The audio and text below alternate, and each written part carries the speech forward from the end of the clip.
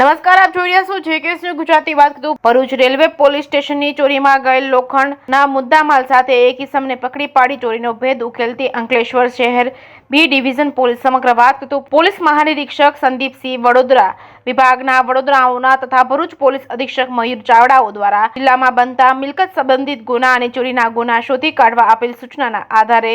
નાયબ પોલીસ અધિક્ષક doctor Kushal Ojha Ankleshwar B ડિવિઝનનાઓના માર્ગદર્શન હેઠળ અંકલેશ્વર શહેરના B division police inspector V K Bhutiya મિલકત સંબંધિત ગુનાઓ શોધી કાઢવા કાર્યરત હતા અને પોલીસ સ્ટેશનના પોલીસના માણસો પોલીસ સ્ટેશન વિસ્તારમાં પેટ્રોલિંગમાં હતા. તે દરમિયાન બાતમીદારથી બાતમી મળેલ કે એક ટાટા ટેમ્પો